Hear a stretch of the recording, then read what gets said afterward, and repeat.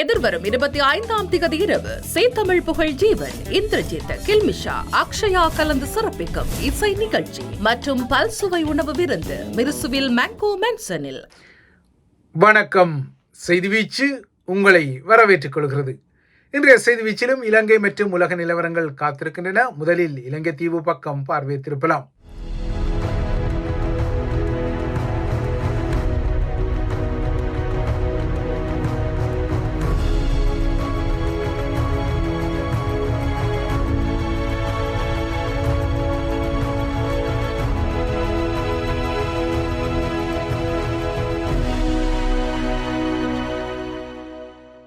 இலங்கை உட்பட கிறிஸ்தவ மக்கள் வாழும் நாடுகளின் தேவாலயங்கள் கிறிஸ்துமஸ் நள்ளிரவு ஆராதனைக்கு தயாராகிக் கொள்கின்றன. விடிந்தால் கிறிஸ்துமஸ் தினம்.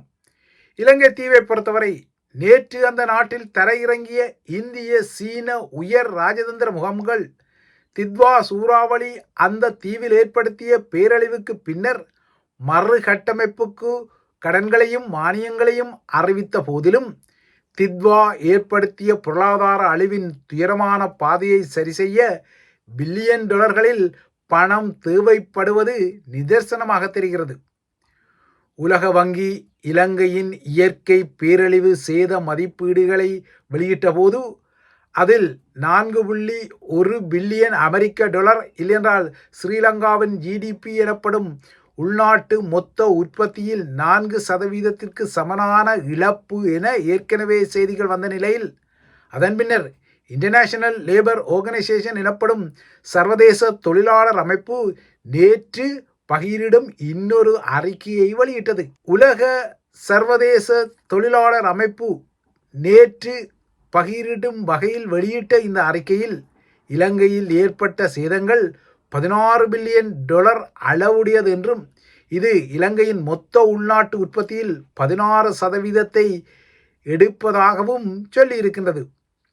தித்வா தாக்கம் இப்போது இலங்கை தீவில் விவசாயம் மற்றும் மீன்பிடி துறையில் 3,70,000 மேற்பட்ட தொழிலாளர்களை நேரடியாக பாதித்திருப்பதால் மாதாந்தம் 48 மில்லியன் டாலர் வருமான இழப்பு இலங்கைக்கு ஏற்பட்டுள்ளதாகவும் இந்த தொழிலாளர் அமைப்பு மதிப்பீடு செய்துள்ளது.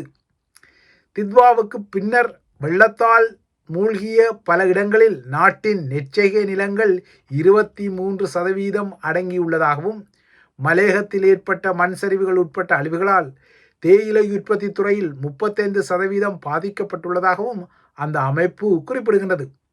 இந்த புதிய அறிக்கையிடல் இன்னும் ஒரு வார காலத்தில் பிறக்கவுள்ள 2026ஆம் ஆண்டுக்கு இலங்கைக்கு பாதகங்களை மறைமுகமாக சொல்ல தலைப்படுகின்றது. இந்த நிலைமையானது நாட்டின் தொழிற்சந்தையில் புதிய அடியை உறுதிப்படுத்துவதால் உள்ளூரில் தொழில் வாய்ப்பற்ற மக்கள் சட்டவிரோதமாக வேணும் வெளிநாடுகளுக்கு புலம்பெயர வேண்டிய ஒரு புதிய அவல நிலையையும் இந்த பொருளாதார தாக்கங்கள் உருவாக்கக்கூடும். ஆனால் இலங்கைக்குரிய அழிவாக இந்த நிலைமை அடையாளப்படுத்தப்பட்டாலும் தித்வாவின் தாக்கத்தில் வடக்கு கிழக்கு மாகாணங்களில்தான் மிக கடுமையான வெள்ளம் ஏற்பட்டமை யதார்த்தமான ஒரு விடயம். அதேபோல தமிழர்கள் அதிகம் வாழும் மலையக பகுதிகளில் நிலச்சரிவுகள் உட்பட்ட பேரழிவுகள் ஏற்பட்டதால் இந்த முறையும் தமிழர்களுக்குத்தான் பட்டகாலில் படும் வகையில் நிலைமை மாறியுள்ளது. தமிழர் பகுதிகளின் பொருளாதார யதார்த்தத்தை உணர்ந்து நாளைய கிறிஸ்துமஸ் பண்டிகையை கடக்க தமிழ் பகுதிகளில் உள்ள தேவாலயங்கள் அழைப்புகளை விடுத்து வருகின்றன. ஏறக்குறைய ஒரு மாத காலத்துக்கு பின்னர் இன்றுதான் வடக்கு கிழக்குக்கான தொடருந்து சேவைகள் மீண்டும் ஆரம்பித்தன. அதன் அடிப்படையில் கொழும்பு கோட்டையிலிருந்து காங்கேசன்துறைக்குரிய யாழ்தேவி இன்று காலை புறப்பட்டது. அதேபோல மட்டக்களப்பு வரையான கிழக்கு தொடருந்து சேவைகளும் கொழும்பு திருமலை மட்டக்களப்பு என 2 கட்ட இணைப்புகளாக ஆரம்பித்திருந்தன. நேரடியாக கொழும்பு கோட்டையிலிருந்து மட்டக்களப்புக்கான தொடருந்து சேவை ஆரம்பிக்கப்படாமல் முதற்கட்டம் திருமலை எனவும் அதன் பின்னர் திருமலையிலிருந்து மட்டக்களப்புக்கு 2வது தொடருந்து இணைப்பு சேவையும் இன்று ஆரம்பிக்கப்பட்டது. நேற்று காலை முதல் கொழும்பில் மிக துரிதமாகவும் விரைவாகவும் தனது டிக் பாக்ஸ் சந்திப்புகளை நடத்திய இந்திய வெளியுறவு அமைச்சர் ஜெய்சங்கர் இலங்கை தீவில் இருள் சூழ்வதற்கு முன்னரே இந்திய வான்படையில் உள்ள பிரமுகர்களின் விமானங்களில் ஒன்றான எம்ப்ராயர் லெகசி 600 ரக ஜெட் எனப்படும் தாரை விமானத்தில் மீண்டும் டெல்லிக்கு பறந்துவிட்டார்.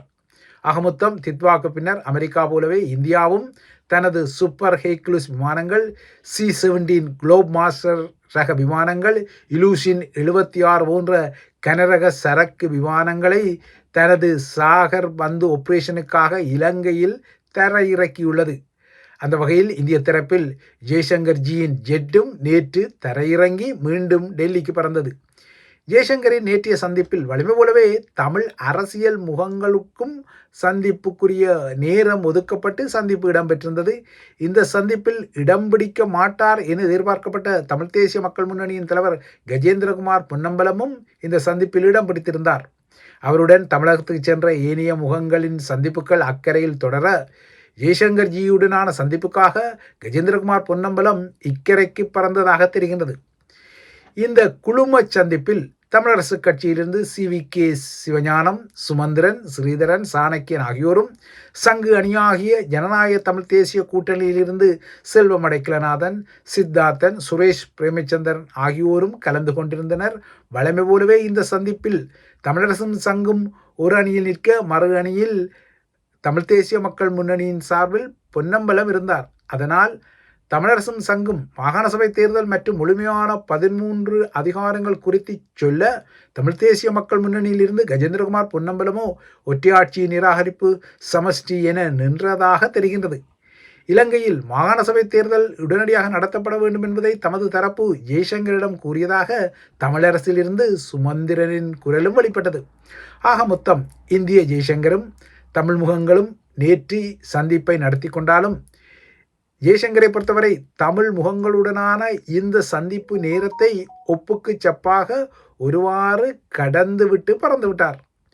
ஜெய்சங்கர் தனது கொழும்பு பயணத்தில் தமிழரசு கட்சி முகங்களை ஒப்புக்கு சப்பாக சந்தித்ததால் இந்த சந்திப்பில் எந்த விதமான பெருந்தாக்கங்களையும் தமிழ் முகங்களால் உருவாக்கியிருக்க முடியாது என்பதும் புரிதலுக்குரிய ஒரு விடயம், ஆனால் கசப்பான விடயம். ஜெய்சங்கரின் உண்மையான பயண நோக்கம் தித்வாவுக்கு பின்னரான இலங்கையின் மறுசீரமைப்பை மையப்படுத்திய இந்து மாகாண அரசியல் ராஜதந்திரம் தொடர்பானது என்பது வெளிப்படையானது. இதனால்தான் அவர் ஸ்ரீலங்காவின் எதிர்க்கட்சி தலைவர் என்ற வகையில் சஜித் பிரேமதாசவையும் சந்தித்தார். இலங்கையில் உள்ள இந்திய வணிக சமூகத்தையும் சந்தித்து பேசினார். இவர்கள் அனைவருடனும் இந்தியாவின் வெளியுறவு அமைச்சராக பேசிய ஜெய்சங்கர் அனுரகுமார திசாநாயக்காவுடன் மட்டும், அதாவது ஸ்ரீலங்கா அரசு தலைவருடன் மட்டும் பிரதமர் நரேந்திர மோடியின் சிறப்பு தூதர் என்ற பாத்திரத்தில் பேசியிருந்தார். அந்த பாத்திரத்துக்குரிய வகையில் நடந்து கொண்டிருந்தார். இந்த பேச்சுக்களின் ஒரு கட்டத்தில் கிளிநொச்சி மாவட்டத்தில் A35 வீதியில் இந்திய இராணுவம் நிர்மாணித்த பெய்லி பாலத்தை அனுர மற்றும் விஜித ஹேரத் சகிதம் கொழும்பிலிருந்து மெய்நிகர் வழியாக ஜெய்சங்கர்ஜி திறந்து வைத்திருந்தார். இந்த நிலையில் அனுரகுமார திசாநாயக்கு வழங்கப்பட்ட மோடியின் கடிதத்தில் இனிமேல் இலங்கை தீவின் மீள் கட்டுமானத்தில் தனது சிறப்பு தூதராக ஜெய்சங்கர் இருப்பார் என மோடிஜியே நேரடியாக நேற்று அனுரவுக்கு குறிப்பிட்டு விட்டதால் இனிமேல் ஜெய்சங்கரின் கொழும்பு பயணங்கள் இடைக்கிடை வெறும் என தெரிகின்றது. இந்திய வெளியுறவு அமைச்சரின் நேற்றைய பயணம் உற்று நோக்கப்பட்ட நிலையில் வடக்கிலிருந்து வெளியான சில காரசார காணொளிகள் ஊடாக சில அரசியல் முகங்களும் தமது அட்டெண்டன்ஸ் சீக்கிங் எனப்படும் கவன குவியங்களை முன்னகர்த்த தலைப்பட்டிருந்தன. மானிப்பாய் பிரதேச சபை முன்றலில் பிரதேச சபையின் பெண் உறுப்பினர்களுடன் அர்ச்சுனா செய்த காரசாரமான மொழி பிரயோகம் ஒருபுறம் உற்றுநோக்கலை ஏற்படுத்த, அவரால் பெண்கள் அவமதிக்கப்பட்டதான விமர்சனங்களும் எழ, அந்த சந்தர்ப்பத்தில் அர்ச்சுனாவின் சட்டையின் இடுப்பு பகுதி சற்று உப்பியிருந்தமை அவரிடம் ஒரு கைத்துப்பாக்கி இருப்பதான ஊகங்களை சமூக வலைத்தளங்களிலும் கிளப்பியிருக்கின்றது. ஸ்ரீலங்காவின் நாடாளுமன்ற உறுப்பினர்களை பொறுத்தவரை அவர்கள் தமது சொந்த பாதுகாப்புக்கு கைத்துப்பாக்கிகளை இல்லையென்றால் சுழல் துப்பாக்கிகளை பாதுகாப்பு அமைச்சு மற்றும் காவல்துறையின் அனுமதி பெற்று வைத்திருக்க முடியும் என்பது ஒரு விதி. அதன் அடிப்படையில் அர்ச்சுனா எம்பியும் தனது தற்பாதுகாப்புக்காக ஒரு கைத்துப்பாக்கி ஒன்றை பெறவும் பாதுகாப்பு அமைச்சிடம் அனுமதி கோரியிருந்த போதிலும் அந்த அனுமதி இதுவரை வழங்கப்பட்டதாக உறுதிப்படுத்தப்பட்ட தகவல்கள் ஏதும் வரவில்லை. எனினும் தனக்கு கைத்துப்பாக்கிக்குரிய அனுமதி கிடைக்காததால் தனது பாதுகாப்புக்காக எப்போதும் தனது வாகனத்தில் ஒரு வாளை தான் எடுத்துச் செல்வதாக அவர் அண்மையில் தெரிவித்திருந்த கருத்தும் சர்ச்சைக்குரியதாக நோக்கப்பட்ட நிலையில் நேற்று அவரது இடுப்பு பகுதியில் ஏதோ ஒரு சாதனம் சொருகி இருப்பதற்கு ஆதாரமாக அவரது சட்டை பகுதி துருத்தியபடி நின்றமை ஊடக கேமராக்களில் தெரிந்தது. ஸ்ரீலங்காவை பொறுத்தவரை ஏற்கனவே கூறப்பட்டது போல ஒரு நாடாளுமன்ற உறுப்பினருக்கு ஆபத்து இருப்பதாக நம்பகரமான புலனாய்வு தரவுகள் இருந்தால் அவ்வாறான நாடாளுமன்ற உறுப்பினர்களுக்கு இலவசமாக துப்பாக்கி உரிமங்கள் வழங்கப்படுவது வழமை. இந்த இலவச துப்பாக்கி உரிமம் கிட்டிக் கொண்டால் அரசாங்கமே அவ்வாறானவர்களுக்கு ஒரு கைத்துப்பாக்கியை அல்லது சுழல் துப்பாக்கியை சொந்தமாக வழங்கும் வகையில் ஸ்ரீலங்காவின் அமைச்சகமும் சில பரிசீலனைகளை செய்யும். கடந்த காலங்களில் ராஜபக்சகளின் ஆட்சியில் அவர்களின் தரப்பு எம்பிக்களுக்கு இவ்வாறான நடைமுறை ஊடாகத்தான் பல துப்பாக்கிகள் தற்பாதுகாப்பு என்ற பெயரில் வழங்கப்பட்டிருந்தன. இந்த நடைமுறைப்படி அர்ச்சுனாவும் தனக்குரிய ஒரு தற்பாதுகாப்பு ஆயுதத்தை பெற முயற்சிகளை செய்திருந்தார். ஆனால் கடந்த அக்டோபர் மாதம் வரை அந்த முயற்சிகளுக்கு பலன் கிட்டியதாக அறிவிக்கப்படவில்லை. ஆனால் அதற்கு பின்னர், அதாவது அக்டோபர் மாதத்துக்கு பின்னர் அந்த முயற்சிகளுக்கு பலன் கிட்டியதா என்பதும் துல்லியமாக தெரிய வரவில்லை. இதற்கிடையே கடந்த சில வாரங்களுக்கு முன்னர் தனது ஐரோப்பிய பயணத்தின் ஒரு பகுதியாக ஜெர்மனிக்கு சென்ற அர்ச்சுனா அங்கு 3 பெப்பர் ஸ்ப்ரே எனப்படும் மிளகு தெளிப்பு சாதனங்களையும் அவற்றுக்குரிய தோட்டாக்களையும் கொள்வன செய்திருந்தார். இவற்றை நாட்டுக்குள் கொண்டுவர அனுமதிக்குமாறு அதிகாரிகளிடம் அவர் கோரிக்கையும் விடுத்திருந்தார். இதனை கடந்த அக்டோபர் மாத 26ஆம் தேதிய செய்தி வீச்சும் குறிப்பிட்டிருந்தது. அர்ச்சுனா ஜெர்மனியில் நின்ற வேளை அங்கு ரிவால்வர் பாணியில் ஒரு பெப்பர் ஸ்ப்ரே அலகை கொள்வனவு செய்திருந்தார். அதேபோல ஒரு பிஸ்டல் ரக அலகையும் கொள்வனவு செய்தார். இதற்கு அப்பால் நீண்ட தூரம் பாயக்கூடிய ஒரு மிளகு தெளிப்பான் சாதனங்கள் என 3 பெப்பர் ஸ்ப்ரே சாதனங்களை அவர் கொள்வனவு செய்த நிலையில் இந்த சாதனங்களை நாட்டுக்குள் கொண்டுவர அனுமதி கோரி கடந்த அக்டோபர் 18 அவர் ஸ்ரீலங்காவின் காவல்துறை மாதிபர் பிரியந்த வீரசூரியவுக்கு ஒரு கடிதத்தையும் எழுதியிருந்தார். அந்த கடிதத்தில் ஸ்ரீலங்காவின் விதிமுறைகளின்படி, அதாவது சுங்க விதிமுறைகளின்படி இதுபோன்ற தற்பாதுகாப்பு சாதனங்களை இறக்குமதி செய்வதற்கு முன் அங்கீகாரம் எடுக்கப்பட வேண்டும் என்பதை தான் இந்த சாதனங்களை கொள்வனவு செய்த நேரத்தில் அறிந்திருக்கவில்லை என்பதால் தான் நாடு திரும்பியதும் குறித்த சாதனங்களை தன்னிடம் ஒப்படைக்க ஏற்பாடுகளை செய்யுமாறும் அவர் ஸ்ரீலங்கா காவல்துறை தலைவரிடம் இந்த கோரிக்கையை விடுத்திருந்தார்.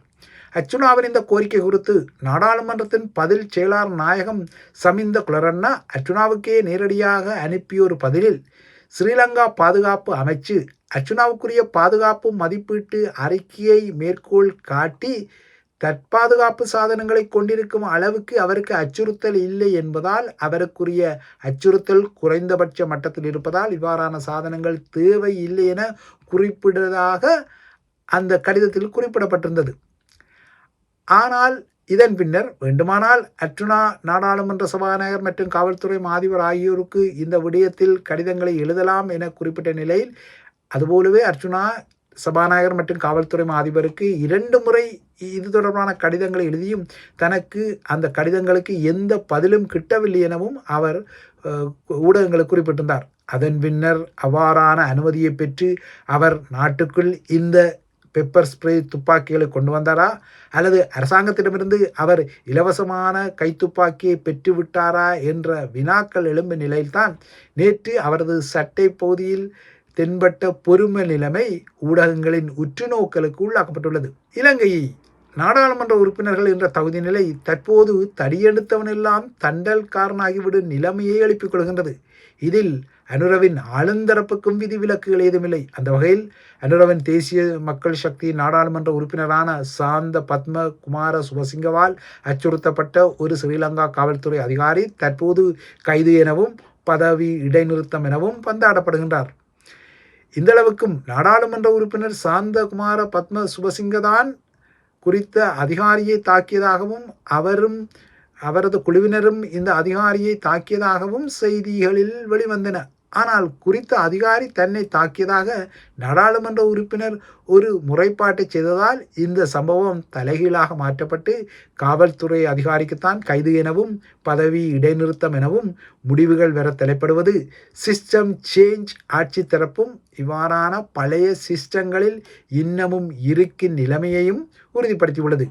இவை இலங்கை தொடர்பான விடயங்கள். அடுத்து உலக நிலவரங்களை நோக்கி கொண்டால், எண்ணியல் எனப்படும் டிஜிட்டல் துறையின் முன்னாள் ஐரோப்பிய ஆணையாளர் டியரி பிரிட்டன் உட்பட்ட 5 ஐரோப்பிய முகங்களுக்கு அமெரிக்கா நுழைவிசைவு தடையை, அதாவது விசா தடையை விதித்துள்ளது. ஐரோப்பாவில் அமெரிக்க தொழில்நுட்ப துறை மீது கடுமையான ஒழுங்குமுறையை எடுப்பதற்கு குறித்த 5 முகங்களும் உறுதிகளை வழங்கியுள்ளதால் இவர்களின் நகர்வுகள் அமெரிக்க நலன்களுக்கு தீங்கு விளைவிக்கும் என்பதால் இந்த விசா தடை விதிக்கப்படுவதாக அமெரிக்க வெளியுறவுத்துறை அறிவித்துள்ளது. ட்ரம்ப் நிர்வாகத்தின் இந்த முடிவு ஐரோப்பிய ஒன்றியத்தால் விமர்சிக்கப்பட்ட நிலையில் இணையங்களில் தவறான தகவல்களை வெளியிடப்படுவதற்கு எதிர்ப்பு வெளியிடப்படும் எனவும் ஐரோப்பிய நாடுகள் அறிவித்துள்ளன. பிரான்சின் முன்னாள் அமைச்சரும் ஐரோப்பிய ஆணையாளருமான தியரி பிரிட்டன் மற்றும் 4 ஐரோப்பிய பிரமுகர்கள் மீது அமெரிக்கா விதித்த விசா கட்டுப்பாட்டை பிரான்சும் கடுமையாக கண்டித்துள்ளது. ஐரோப்பிய மக்கள் சுதந்திரம் மற்றும் இறையாண்மை கொண்ட மக்கள் என்பதால் அவர்களின் மீது அமெரிக்கா தனது டிஜிட்டல் விதிகளை, அதாவது எவ்வகையிலும் வெறுப்பு கருத்துக்களை விதைத்து கொள்ளும் அளவிற்கு இந்த விதிகளை திணித்து கொள்ள முடியாது என பிரான்சின் கண்டனத்தில் குறிப்பிடப்பட்டுள்ளது. அமெரிக்காவால் தடை செய்யப்பட்ட ஏனைய 4 பேரும் பிரித்தானியா மற்றும் ஜெர்மனியில் இணையங்களில் தவறான தகவல்களை எதிர்த்து போராடும் தன்னார்வ தொண்டு நிறுவனங்களின் பிரதிநிதிகள் என்பதும் குறிப்பிடத்தக்கது. ஐரோப்பிய ஒன்றிய தொழில்நுட்ப விதிகளுக்கு எதிராக டொனால்ட் ட்ரம்ப் ஒரு பெரிய தாக்குதலை தொடங்குவதற்கு அறிகுறியாக இந்த விசா தடை நோக்கப்படுகின்றது. இந்த மாத ஆரம்பத்தில் எலான் மஸ்கின் சமூக ஊடகமான எக்ஸுக்கு எதிராக ஐரோப்பிய ஒன்றியம் $140 மில்லியன் அபராதம் விதித்ததை அடுத்து அமெரிக்க தொழில்நுட்ப தளங்கள் மற்றும் அமெரிக்க மக்களுக்கு எதிராக ஐரோப்பிய அரசாங்கங்கள் தாக்குதலை நடத்துவதாக அமெரிக்கா கண்டனம் தெரிவித்து சில நாட்களுக்குள் இந்த விசா தடை வந்திருப்பதும் குறிப்பிடத்தக்கது. இவைதான் ஐபிசி தமிழின் செய்தி வீச்சு. தொடர்ந்தும் ஐபிசி தமிழுடன் இணைந்திருங்கள்.